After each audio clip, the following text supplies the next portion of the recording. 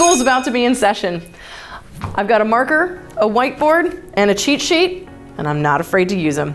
What am I talking about, you ask? Well, if you've got a college student getting ready to start school in Gainesville, I want to talk to you about why you should be buying a property for them to live in as opposed to paying rent. I'm Lindsey Johnson, your resource for all things real estate. Let's get to class. Your incoming freshman is going to be here for the next 4 years. So today let's talk about a great investment for their future. Instead of just throwing your money away on a dorm or renting an apartment, today I've got some really specific examples of why actually purchasing an investment property in the Gainesville area works to your financial favor. For today's example, I want to let you know this math is not made up. In fact, I used a property here in town that I tracked from 2016 all the way up to 2020.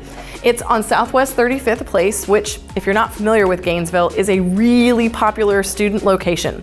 It's super close to the university, it's got several bus lines, and if you head west, you can hit Target, Publix, Sam's, Walmart, all the possible shops and restaurants you'd need. For the purposes of today's example, I want you to know that the property we're talking about is a townhome. It's got 3 beds and 3 baths. This property that I'm going to show you actually sold in 2016 for $141,000.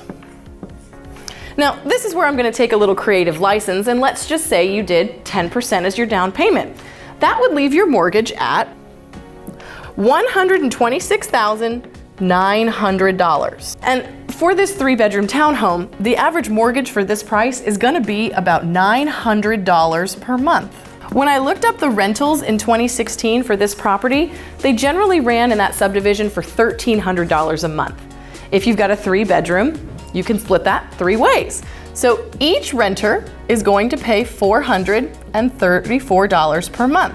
Now, if one of those is your student, congratulations! 2 of those students are actually going to take care of most of your mortgage because their rent totals $868 per month. So between just 2 of your students' friends, you've almost covered your entire mortgage. Now, there is a $32 deficit, so you could either cover that, charge your student for it, or if you really want to build responsibility, charge them $434 and pay off your mortgage early. Let's compare that to UF housing. Right before I filmed this video, I went onto UF's site and I researched how much it costs for housing.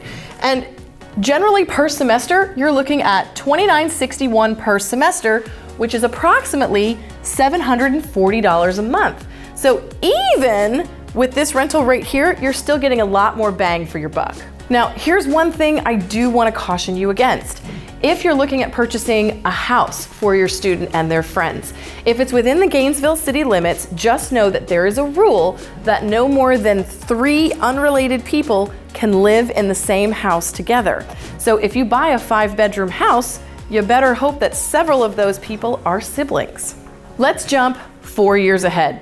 2020, your student is graduating, unless, maybe they take a victory lap, but let's pretend they graduate on time.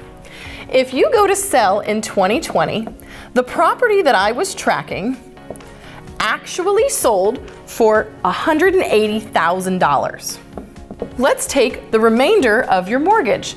The amortization over that 4 years would leave you with approximately $119,000 left on your mortgage. And then I factored in the closing costs, hiring a realtor, paying for the attorney, and all the other fees that come with selling a property. And those totaled just about $13,765. So at the end of the day, when you can sell your property for $180,000, which this property actually sold in 2020 for that, you are gonna walk away with $47,230. And to me, that's one heck of an investment. Not only did your college student basically get to live for free for their 4 years, but you've got a really nice chunk of change coming your way with the equity that you built in the property. What do you do with that equity, you ask? It's kind of up to you.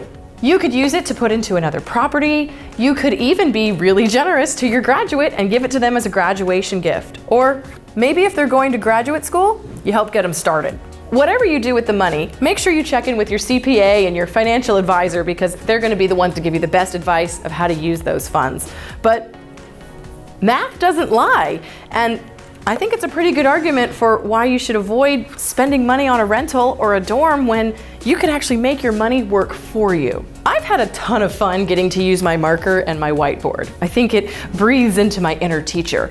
But I hope today's example has really been helpful in showing you how you can make your money work for you, and you can be smarter with your money when your kids are coming to college. Tuition's not cheap, and college students generally tend to be expensive. Just ask my parents. But this right here shows that if you've got the financial means, you might be able to actually come out ahead when those 4 years are done. If today's video helped you out and you found some value in it, please be sure to like and subscribe. And if you're considering buying a property for your student in Gainesville, don't miss my video all about the new renter permits that are going to be required starting in October of 2021. The standards and the cost of the renter permits might make you think about which property you're going to be purchasing. I'm Lindsey Johnson, your resource for all things real estate. See you next time.